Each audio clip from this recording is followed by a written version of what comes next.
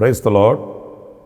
ప్రభు అయిన యేసుక్రీస్తు నామంలో మీ అందరికీ హోసనా మినిస్ట్రీస్ తరపున హృదయపూర్వకమైన వందనాలు తెలియపరుస్తున్నాను. ప్రభు మిమ్మల్ని ఆశీర్వదించి దీవించునుగాక. ప్రియులారా, పరిశుద్ధ గ్రంథంలో నుంచి ఈ పూట యోబు గ్రంథం 36వ అధ్యాయం 7వ వాక్యాన్ని నేను చదువుతున్నాను. ఆ మాటలు మీరు జాగ్రత్తగా ఆలకించాలని కోరుకుంటున్నాను. నీతిమంతులను ఆయన చూడకపోడు, సింహాసనము మీద కూర్చుండు రాజులతో ఆయన వారిని నిత్యమును కూర్చుండబెట్టును, వారు గణపరచబడుదురు.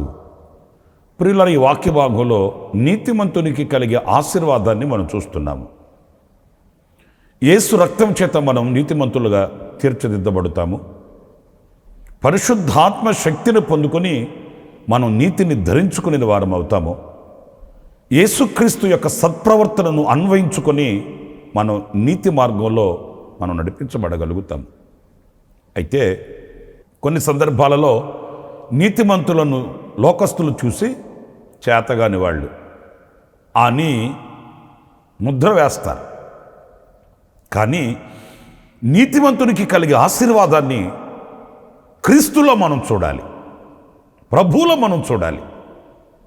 అంతేగాని నీతిగా నిజాయితీగా యథార్థంగా బ్రతికితే లోకంలో ఏముంది అంటుంటాం ఊత పదం. నిజమే, నీతిమంతునికి లోకంలో లోకస్తుల మధ్య లోకస్తుల ద్వారా మనకేమీ లేదు, క్రీస్తులో ఉంది, ప్రభు ద్వారా మనకుంది అన్నప్పుడు ఆ దీవెనకరమైన అనుభవాల్ని చవిచూచి నీతిని మనం అనుసరించాలి, నీతిమంతులమై మనం బ్రతకాలి. ఈ నీతిమంతునికి కలిగే ఒక దీవెన ఏంటి అంటే, నీతిమంతులను ఆయన చూడకపోడు, సింహాసనం మీద కూర్చుండు రాజులతో కూడా ఆయన వారిని కూర్చుండబెడతాడట. అంటే దేవుని మూలముగా హెచ్చించబడడం, మనుషుల చేత హెచ్చించబడడం కాదు.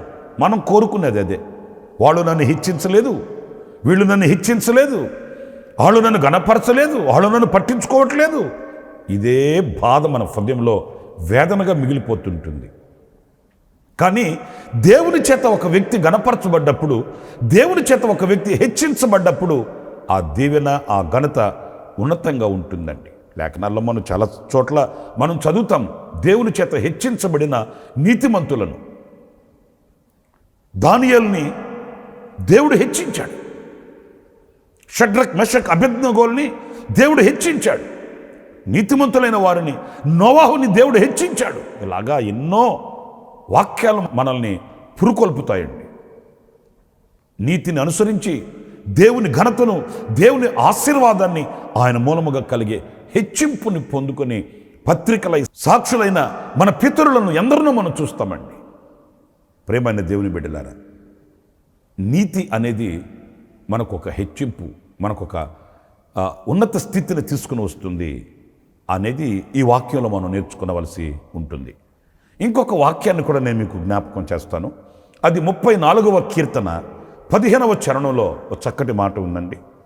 యెహోవా దృష్టి నీతిమంతుల మీదనున్నది, ఆయన చెవులు వారి మొరలకు యొగ్గియున్నవి. ఎంత శ్రేష్టమైన ఘనమైన మాట చూడండి. ఆయన యొక్క దృష్టి నీతిమంతుల మీద ఉందంట. మనమేమో మనుషుల దృష్టి ఉండాలని కోరుకుంటాం, వాళ్ళ దృష్టిలో మనం బ్రతకాలని కోరుకుంటాం, వాళ్ళ మనసులో మనం నిలవాలని కోరుకుంటాం. దేవుని దృష్టిలో ఉన్నామా లేదా అని మనం యోచించమండి. ఒకవేళ లోకం ఏకం కావచ్చు, లోకులందరూ కాకులై మాట్లాడవచ్చు, ఎన్నో విపత్తులు ఆపదలు మనకు ఎదుటి నిలబడవచ్చు. కానీ నా ప్రియ సహోదరులారా, దేవుని దృష్టిలో నేను ఉన్నాను, ఆయన దృష్టి నా మీద ఉంది, ఆయన నన్ను చూస్తున్నాడు అనే భావన మనకున్నప్పుడు మనం దేనికి కూడా తముకము, దేనికి కదలమండి. స్థైర్యము, ధైర్యం కలిగి మనం ముందుకు వెళ్ళగలుగుతాము. దేవుని దృష్టి మన మీద ఉంది అన్నప్పుడు, ఆయన మనల్ని గమనిస్తూ ఉన్నప్పుడు మనకు ఏ కీడు రానివ్వడు, ఏ అపాయము మన దగ్గరికి రానివ్వడు, ఏ చేటు మనల్ని సమీపించదనే విశ్వాసం కూడా మనకు కావాలి. ఇంట్లో చిన్నపిల్లలు ఉంటారండి, ఆడుకుంటూ ఉంటారు. తల్లిదండ్రులుగా పెద్దవాళ్ళుగా చూస్తుంటాం మనం. ఆ చిన్నపిల్లల దగ్గరికి ఏదైనా విషసర్పం కానీ ఏదైనా పురుగు పుట్ట వస్తున్నప్పుడు వెంటనే మనం పరిగెత్తుకుంటూ వెళ్ళి మనం మన బిడ్డను కాపాడుకుంటాం కదా. మరి మనం అంత తెగించి వెళ్ళి మన బిడ్డలకు మనం అంత భద్రతను ఇవ్వగలిగితే సర్వశక్తి గల దేవుడు మనల్ని చూస్తూ ఊరుకుంటాడా? మనకు కీడు కలుగుతుంటే, అపాయం కలుగుతుంటే, శత్రువులు మన మీద విరుచుకు పడుతుంటే ఆయన చూస్తూ ఊరుకుండేవాడు కాదు కదా. ఆయన దృష్టి మన మీద ఉన్నది. ఇంకొక చక్కటి శ్రేష్టమైన మాట ఏంటంటే ఆయన చెవులు మన మొరను ఆలకిస్తున్నాయట. నీతిమంతునికి కలిగి దీవెన చూడండి. మనం ఏం మాట్లాడినా, ఏది ఆయన సన్నిధిలో విన్నపించుకున్నా, ఏది పలికినా ఆయన చెవులు వింటున్నాయి. మనం మాట్లాడే ప్రతి మాట వింటున్నాడు. మనం చేసే ప్రతి ప్రార్థన ఆయన ఆలకిస్తున్నాడు. ఆయన ఆలకించి వెంటనే మనకు ఆయన ప్రత్యుత్తరం ఇస్తాడు, జవాబిస్తాడు. మనం మనుషులతో చెప్పుకోవచ్చు, ప్రయోజనం ఏమి కలగకపోవచ్చు, కానీ దేవుడితో అలా కాదు. ఆయన వెంటనే సమాధానం ఇస్తాడు, వెంటనే పరిష్కారం చూపిస్తాడు, వెంటనే ఆయన వారికి మార్గం చూపిస్తాడు. నీతిమంతులను ఆయన విడువడట, ఆయన వారిని చూడకపోడట. ఆ మాట చదువుతుంటేనే మనకి ఎంత ఉత్సాహం కలుగుతుందండి. కొన్ని సందర్భాల్లో మనం మాట్లాడుకుంటున్నప్పుడు ఏదైనా వివాదాలలో మనం మాట్లాడుతుంటాం, దేవుడు చూస్తున్నాళ్లే అంటుంటాం, పైనున్నవాడు గమనిస్తున్నాళ్లే అంటుంటాం. ఇవి మాట వరకే కాదు, మన జీవిత అనుభవాలలో అన్వయించుకోవడానికి నా మొర ఆయన ఆలకిస్తున్నాడు అని మనం ప్రతిదీ ఆయన సన్నిధికి వెళ్ళి చెప్పుకోగలగాలి, ఆయనకు వివరించుకోగలగాలి, ఆయనకి మనవి చేసుకోగలగాలి. కొంతమంది ప్రార్థన చేయరు. ఎవరైనా ప్రార్థన చేస్తుంటే వాళ్ళ దగ్గరికి వెళ్ళి వాళ్ళకి చెప్పుకుంటారు. ఎందుకు మనకు అగచాట్లు? మన ప్రార్థన ఆలకించు దేవుడు ఉంటే, మన మొర ఆలకించు దేవుడు ఉంటే, మనకు జవాబిచ్చే దేవుడు ఉంటే మనం తిన్నగా ఆయనకు చెప్పుకోవచ్చు కదా. ఆయన మన మొర ఆలకించే దేవుడు కదా. నా ప్రియమైన సహోదరులారా, అబ్రహాము ప్రార్థన చేస్తే ఆయన వినలేదా? హిజ్కియా ప్రార్థన చేస్తే ఆయన వినలేదా? మన పితరులు వాళ్ళు దేవుని సముఖంలో మొరపెట్టినప్పుడు ఆయన వాళ్ళకి జవాబు ఇవ్వలేదా? మరి మనం ఎందుకు విశ్వసించలేకపోతున్నాము?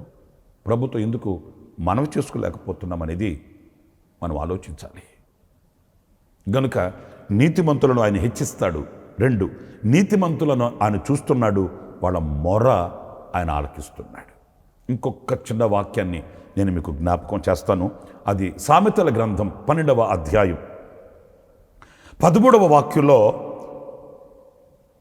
పెదవుల వలన దోషము అపాయకరమైన ఉరి, నీతిమంతుడు ఆపదను తప్పించుకొనును. పిల్లలు చూడండి, నీతిమంతులట ఆపదను తప్పించుకుంటారట, ఆయన తప్పిస్తాడు. నీతిమంతునికి కలుగు ఆపదలు అనేకములు, వాటిలన్నింటిలో నుండి యెహోవా వారిని విడిపించును, తప్పిస్తాడు.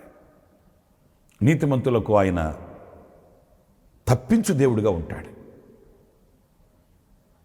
ఆ నీతిమంతులకు కలిగే ఆపద ఏదైనా ఆయన గుర్తించినప్పుడు వెంటనే ఆ స్థితిలో నుంచి ఆయన వారిని తప్పిస్తాడు.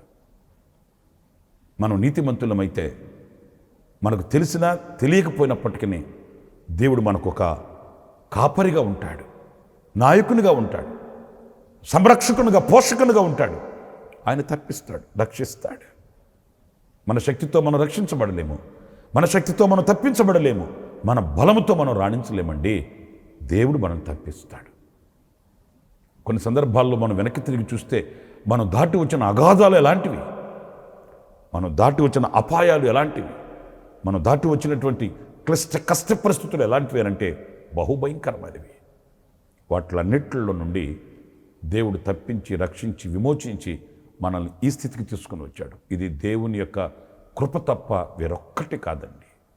నీతిమంతులకు తప్పనిసరిగా ఆయన రక్షకుడై ఉంటాడు, వారిని తప్పిస్తాడు. నేను 4 విషయాలు చెప్తూ వచ్చాను. నీతిమంతుని హెచ్చిస్తాడు, నీతిమంతులను చూస్తాడు, నీతిమంతుల మొర ఆలకిస్తాడు, నీతిమంతులను ఆయన తప్పిస్తాడు. ఈ నీతిని మనం ధరించుకోవాలి, ఈ నీతిమంతులుగా మనం బ్రతకాలి. అలాంటి కృప దేవుడు మనందరికీ అనుగ్రహించునుగాక. ఆమేన్. తలలో ఉంచండి, చిన్న ప్రార్థన చేసుకుందాం. కృపా సత్య సంపూర్ణుడ జీవాధిపతి అయిన ప్రభువా, మీకు వందనాలు చెల్లిస్తున్నాను. మేము నీతిమంతులమైతే కలిగే ఆశీర్వాదాలు ఎలాంటివో లేఖనాల నుంచి ధ్యానిస్తూ వచ్చాము. గనుక మేము కుడికాయనను ఎడమకాయనను తొలగక నీతిమంతులమై, మీకు ప్రియులమై, నాయనా మీకు ప్రియమైన కుమారులమై కుమార్తెలమై మీకు ప్రియమైన పిల్లలమై మేము నడిపించబడటకు సహాయం చేయమని మమ్మల్ని ఒక్కొక్కరిని మీ చేతులకు సమర్పించుకుంటూ ఈ దినమునకు కావలసిన విశేషమైన కృప దీవెన సమృద్ధిగా మీరు మాకు అనుగ్రహించి నడిపించమని ఘనమైన మీ హస్తపునడికి మమ్మల్ని అప్పగించుకుంటూ యేసు నామములో ప్రార్థించి వేడుకొనుచున్నాను తండ్రి. ఆమేన్. ఆమేన్. ప్రభు మిమ్మల్ని ఆశీర్వదించి దీవించునుగాక. విశేషమైన కృప ఈ దినమంతా నా దేవుడు మీకు సమృద్ధిగా అనుగ్రహించునుగాక. ఆమేన్. ప్రతి దినము ఈ అనుదిన కృపాను సందేశాల కొరకు ఇంకా మరిన్ని ఆత్మ సంబంధమైన సందేశాల కొరకు ఈ మా యూట్యూబ్ ఛానల్ ని సబ్స్క్రైబ్ చేసుకోండి. Pastor Ramesh ministries.